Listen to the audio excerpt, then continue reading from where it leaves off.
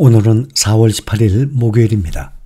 미국의 금리 인하가 더뎌질 것이라는 전망과 오늘 엔비디아 등의 대형 기술주 하락 여파로 미국 증시 하락 마감했습니다. 금리 인하 기대가 내년 초까지 후퇴할 수 있다는 전망이 나오고 있고 기업 실적 시즌이 본격화됐으나 미국 연준의 금리 인하 지연 가능성이 불거지면서 주가 지수는 신중한 양상을 보이고 있습니다. 오늘 다우지수 0.12% 하락을 했고 S&P 500은 0.58% 하락해서 5022, 나스닥 종합지수는 1.15% 하락해서 15683, 필라델피아 반도체 지수가 많이 떨어졌습니다. 3.25%나 급락을 해서 4567입니다. S&P 500 지수와 나스닥 종합지수는 오늘 하락으로 4거래일 연속 내림세를 이어갔습니다. 이것은 올해 1월 초 이후 각각 가장 긴 하락세입니다. 다우지수는 최근 8거래일 중에서 7거래일간 약세를 나타내고 있습니다. 금리 인하 기대감 축소 등의 미국 주식시장이 4일 연속 하락세를 보이면서 향후 주가 전망도 어둡게 나오고 있습니다. 지정학적 불확실성, 금리 상승, 연준의 매파적 성향, 인플레이션에 대한 좌절감이 결합이 돼서 일시적으로 지금 약세장이 형성되고 있습니다. 지금 S&P 500 지수는 최고치 대비 4.4% 하락 중이고 나스닥 종합지수는 4.6% 하락 중입니다. 그런데 필라델피아 반도체 지수는 무려 11.6%나 떨어져서 지금 조정장에 진입을 한 상태입니다.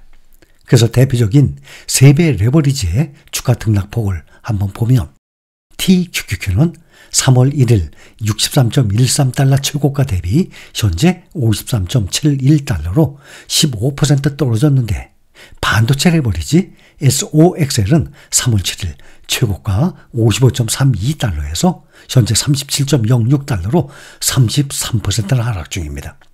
같은 3배 레버리지만 15% 하락, 33% 하락, 나스닥 100 레버리지인 TQQQ보다 2배 이상 더 떨어졌습니다. 그러나 올해 들어서의 상승폭을 보면 SOXL이 약 3배 가까이 더 오른 상태입니다. 인플레이션 둔화를 확신하기까지 시간이 더 걸릴 것이라면서 금리 인하 기대를 꺾은 제롬 파월 연준 의장의 발언 때문에 미국의 금융시장 전반에 공포 심리가 빠르게 확산되고 있습니다. 지난달까지만 해도 시장은 비교적 평온한 상태였는데 이달부터 시장 전반에 걸쳐서 변동성이 살아났고 시장 공포 심리도 빠르게 고조되고 있습니다. 월가의 공포지수로 알려진 VIX 변동성 지수는 파월 발언이 있었던 16일 장중에 19.56까지 올라서 작년 10월 31일 이후 최고치를 기록했습니다. 그날 연준의 금리 결정에 민감한 2년물 국채 일시적으로 5%를 넘어섰습니다. 10년물 금리도 4.657%로 지난해 11월 6일 이후 최고 종가를 기록한 상태였습니다. 미국의 투자자문사 에버코어 ISI의 자산관리 팀장은 올해 말 S&P 500 지수가 전망을 4,750이라고 다시 확인을 했습니다.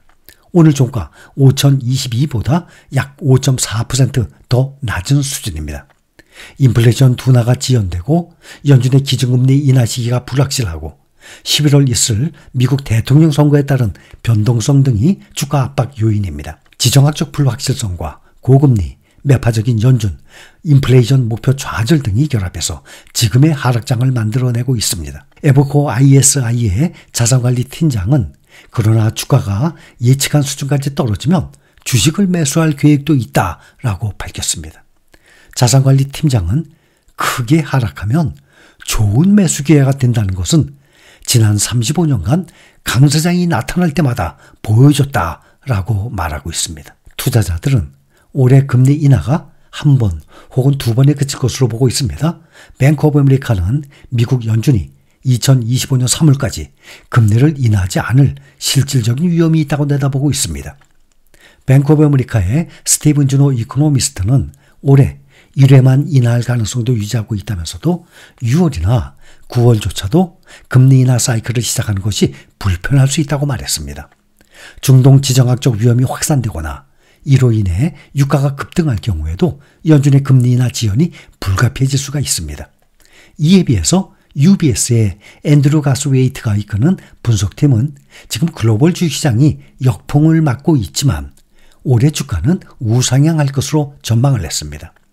이들은 인공지능 등이 기업의 생산성과 수익을 높일 전망이고 주가의 기대 수익성이 낮아졌으며 인건비 하락 가능성과 기업 실적 압박 감소가 긍정적 요소라고 지적했습니다. 지금 증시 변동성 지수 VIX 공포지수 이번 주 20 가까이 올랐습니다.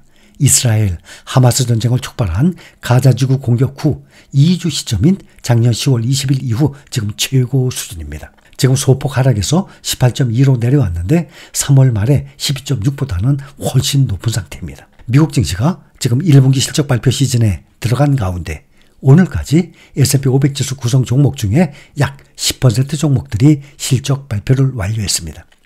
실적 발표 기업 중에 4분의 3은 시장조사업체 팩트셋이 집계한 실적 전망을 웃돌고 있습니다. 오늘 종목들 보면 인공지능 대장주 엔비디아가 뉴욕 증시에서 급락을 했는데 에버코어 ISI는 AI 생태계 잠재력을 주목을 하면서 목표 주가를 높였습니다. 마크 리파시스가 이끄는 에버코어 애널리스트들은 엔비디아 목표 주가를 기존 $780에서 $1160로 상향 조정하면서 투자 의견을 아웃퍼폼 초과 수익을 제시했습니다.